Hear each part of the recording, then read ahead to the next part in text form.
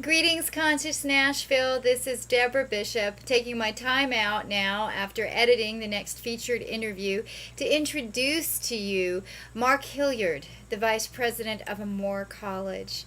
I'm excited to bring this interview to you because, well, it has lots of twists and turns and it definitely covers a spectrum of conversation, including touching upon the Cherokee people, sacred spaces, and higher learning. And in fact, it has shifted some of my perceptions around education and how learning could be. So I hope you enjoy Mark Hillard, the Vice President of Omore College. Hi, Mark. Thank you for being here today and sharing time with Conscious Nashville. We definitely appreciate it. Thank you. It's good to be here on a beautiful day. It is indeed. I would really like to talk about what you describe as your philosophy around education and using all of the senses as part of that process. Sure. I'll share on the private level, I'm one of those who maybe wasn't originally intended to be at the level I am in education. At the level of high school and going into college, I said, Mom and Dad, don't waste money on me to go to college. Buy me a sports car. Luckily, my parents didn't listen to me, but even then, I went to college for 2 years. I dropped out of college, so maybe one of the few college presidents that was a college dropout at one time. Got married, did all of those things. At some point, though, decided I needed to go back and finish this process that I started. So I went back to college, received my first degree, and in that process, began to learn a little bit about how I learned. And then 13 years later, went back and even finished a second degree in my master's, third degree in my doctoral in higher education. What I began to learn is that I had been taught all these philosophies of teaching and learning that can go into the hundreds. You know, it literally can in different teaching styles and philosophies. But it all comes down to some basic things, and that's 1, 2, 3, 4, 5. If you involve the senses, people will learn. So a lot of my education and my studies over the last few years have been looking at how can I engage my student, my learner. They're hearing, they're seeing, they're touching, basically breathing it, bringing it all in, and then coming back out of them as a part of them. So that's what I call sensory teaching and learning. Some people call it brain-based learning. I tend to think that, brain-based plus experiential learning is what I'm talking about here. So you've got to take it all in and bring it back out as a part of you. That's sensory teaching and learning, or sensory experience and learning. So you said when you discovered how you learned. How do you learn? What's your process? I think I'm one of those very much a mix of analytical and creative learning. One reason I'm probably at Omore. My first career was actually, I was a medical director for the American Cancer Society. Very analytical, logical learning, working with doctors and nurses. I will say though, at that point, we're talking the late 70s, early 80s, nurses especially were getting into the concept of holistic approaches to wellness. I bought into that very much. Doctors were a little slow, and I think now they've come around somewhat.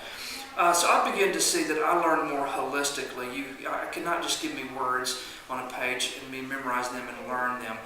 They came back out as words on a page. In fact, if a teacher was sitting there teaching me something and I wrote it down the way they told me in my notebook, when I read it back, it meant no more than it did when they told it to me.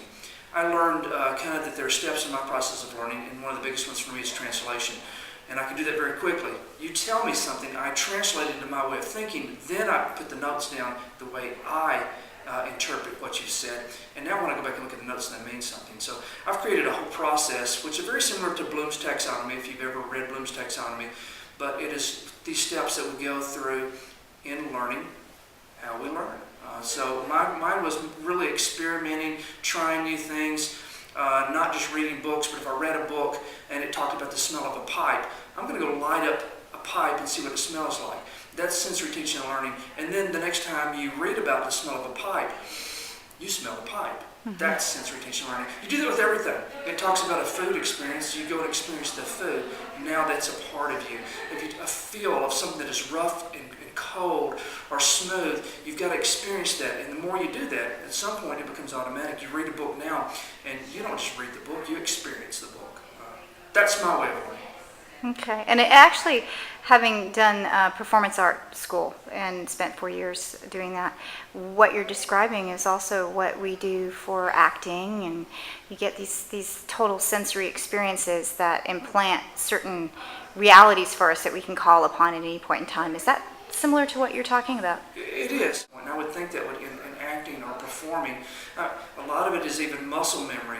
Playing a guitar, after you do it so many times, you don't think about it. It's there. I would think in acting, some of that becomes such an automatic part of your memory that you just do it without having to think about doing it. And that's the ultimate goal to me in learning and doing things that are the good things to do, is they become automatic. I will say this though, they don't always begin that way. I'll tell a student and tell myself this: if there's something you need to do, you don't want to do it, you do it anyway. Hopefully at some point it gets where you do it without having to think about it and go through the process. I don't want to do it, but I've got to do it. A part of our life is this experience and having to experience things that are tough and hard to do, and we do them anyway.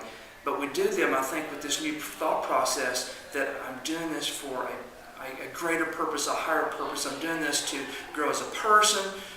When you take a test, don't study for the test to get an A. You obviously want an A, but you study, what can I learn to make me more knowledgeable about the subject, so I'll be a better designer, a better educator, a better mom, become automatic in doing the things that are good and right to do. You do a lot of spiritual awareness in your teaching, in your classes. There's definitely in books that you have written. Yes.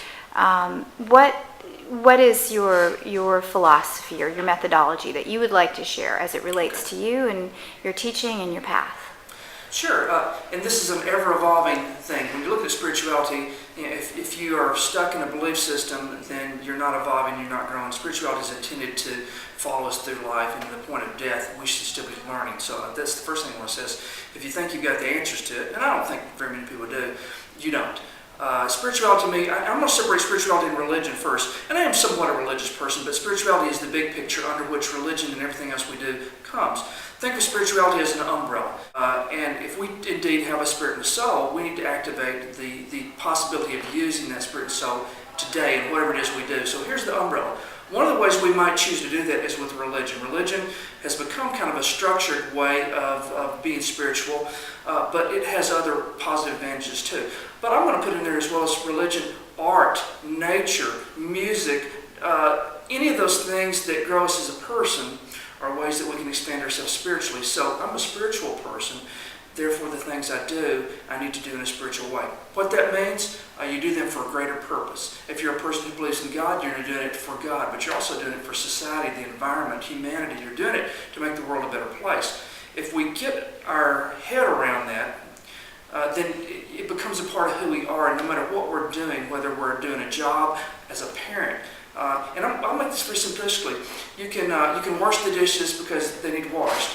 You can wash them because you're trying to make your home clean and neat. You can change a baby's diaper and go, oh, I don't want to do this, or you can do it because you're helping this child grow and develop, and at some point they're going to become a mature adult.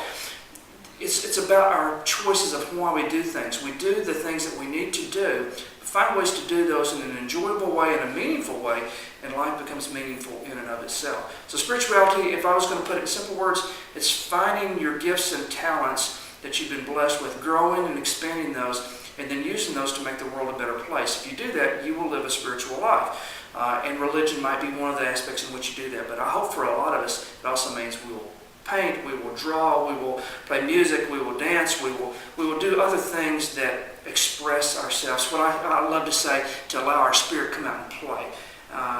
That's so important.